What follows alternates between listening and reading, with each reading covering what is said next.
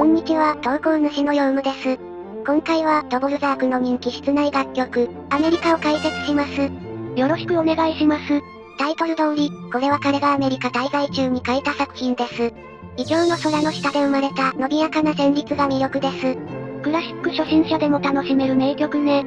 今回はこの曲の作曲背景や隠された魅力、バイオリン弾きから見た面白さも紹介します。知ってる方も初めての方もぜひお楽しみください。ドボルザークは19世紀後半に活躍したチェコの作曲家です。アメリカが生まれたのは1893年の夏。アイオワ州にあるスピルビルという村で作られました。スピルビル？あまり聞いたことないな。とても自然豊かな場所です。そして彼の母国でもあるチェコ系移民が住んでいる村でした。ドボルザークはこの地に休息のために訪れたのです。休息？疲れてたの？はい。彼は当時、ふるさとのチェコから渡米し、ニューヨークの音楽院に招かれて仕事をしていました。授業に公演、指揮や、パトロンの対応。その上、新世界よりの作曲まで重なって、心身ともに疲れ切っていたのです。それはすごく休みたくなる。新世界よりの作曲後、疲れ果ててしまった彼は、長い休暇を取ってスピルビルを訪れました。自然に囲まれて母国の言葉と文化にも触れられる。ドボルザークにとってここは癒しの地だったのです。本当にちょっとした秘境って感じね。そしてそのスピルビルでの夏。アメリカはわずか3日間でスケッチが書き上げられたそうです。はやー。自然の空気、人々の優しさ、ふるさとの記憶、そういったものが、この曲の大きな活力となったのです。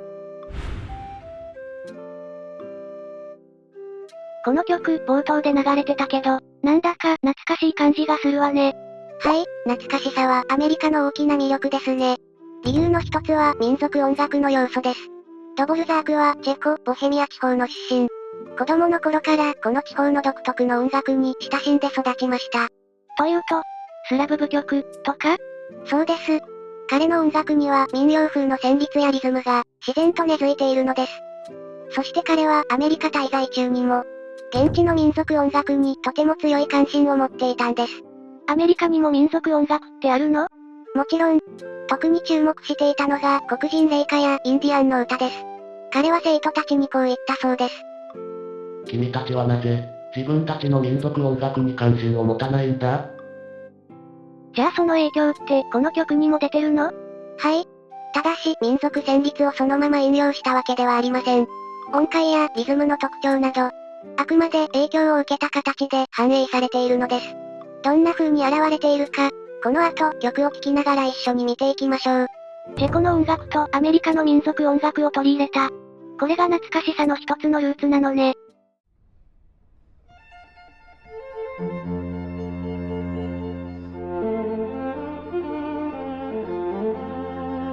第一楽章。わあ、羽を広げるように伸びやか。空に舞うような異国の歌。そんな印象を抱きます。この主題は4度と7度を書いています。アメリカ民族音楽、インディアンや黒人霊歌の音階をベースにしています。これも郷愁感の要素ってわけね。日本にもあるわよね、何かを抜いた音階って。はい、沖縄民謡が挙げられます。音階の妙はどの国にもあるのかもしれませんね。さて、一楽章は明るく伸びやかな旋律が魅力です。特にビオラの活躍に注目です。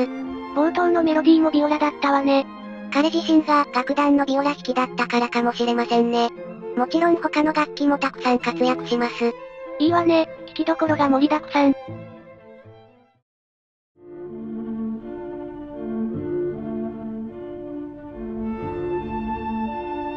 第二楽章。いきなり雰囲気が変わるわね。すごくしっとりしてる。まるで黒人霊歌のような静かで心に染みる楽章です。この楽章もやはりウォーン音階を使っています。黒人霊歌の中で最も有名な歌、深い川という出だしに少し似ていますね。確かに、民謡みたいにゆったりしているのに、とても感情豊か。1、3、4楽章が F ブアーなのに対し、この楽章だけ D モールです。陰影もまた魅力に聞こえる楽章なのね。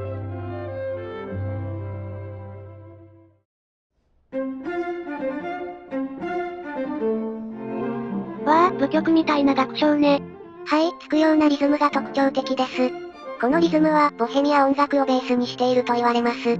チェコの民族感もあるのね。さらに面白いのがこのモチーフです。このファーストバイオリンはスピルビルの鳥の鳴き声を真似たそうです。なんかユーモアを感じちゃうわね。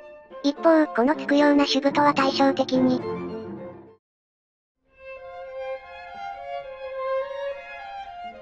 トリオは山のような起伏と哀愁を込めたメロディーが特徴的です。同じ民族旋律でも様々な表情が見られるのね。この表情の違いもドボルザークならではですね。